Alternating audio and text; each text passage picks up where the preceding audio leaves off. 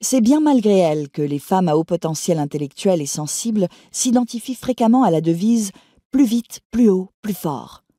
Elles résument parfaitement leur capacité à traiter rapidement de l'information, ce qui leur permet aisément de passer d'une activité à une autre et de venir nourrir leurs besoins de variété, qui ne visent qu'à tromper l'ennui. Elles vont aussi chercher à contourner ce dernier par une recherche d'intensité, commune à de nombreuses femmes dont il est question ici.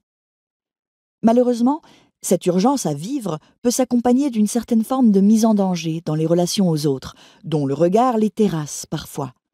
Elles doivent apprendre à s'en détourner pour mieux développer leur singularité propre, car c'est toujours dans la comparaison qu'elles éprouveront ce sentiment de décalage, qui naît initialement d'un rapport au temps différent. Le sentiment de décalage. Le paradoxe est à la femme surdouée ce que l'eau est à la mer, un élément constitutif de sa nature. Et c'est dans sa relation au temps que ce paradoxe est le plus visible. Un rapport au temps paradoxal. Je ne suis jamais là où l'on m'attend, m'explique un jour Léa. La trentaine bien tassée, elle fait moins que son âge. Au travail, elle donne l'image d'une petite souris, alors qu'intérieurement, elle a plutôt la sensation d'être encombrante. Maladroite, elle ne sait où se mettre dans l'univers feutré de l'entreprise de design dans laquelle elle travaille. Déjà, lorsqu'elle était petite, ses parents la prenaient pour une enfant attardée, quand elle s'enthousiasmait pour ce qui leur semblait des futilités. Alors que pour Léa, le dérisoire se trouvait davantage dans les centres d'intérêt de ses copines. C'est d'ailleurs à partir de l'adolescence qu'elle a commencé à nouer des amitiés avec des personnes de 15 ans ses aînées. Ce qu'elle appréciait tout particulièrement en elle, c'était de trouver des réponses à ces questionnements sur le temps qui passe. Comment se sent-on à 30 ans? Quels sont nos projets?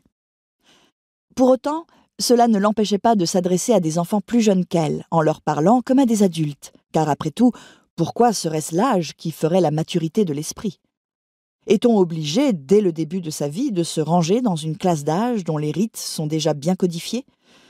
L'ouverture d'esprit voudrait, à l'inverse, que nous établissions très tôt des ponts entre les générations, pour que notre expérience de la vie s'en trouve enrichie.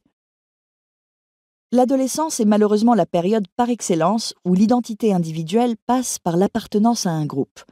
Cela génère nécessairement un sentiment d'isolement chez les jeunes femmes hautement sensibles, qui vont ressentir leurs différences de façon décuplée.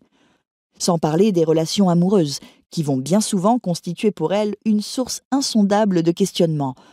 Pourquoi se mettre en couple si jeune alors que notre identité propre n'est pas encore affirmée? Faut-il jouer les jeunes filles modèles et faire passer les besoins de l'amoureux ou l'amoureuse en premier? N'oublions pas que ces jeunes femmes captent beaucoup de signaux sensoriels de leur environnement et qu'elles analysent en permanence tout ce qu'elles perçoivent. Vous comprendrez aisément que, dans ces circonstances, il est parfois difficile de faire preuve de naturel.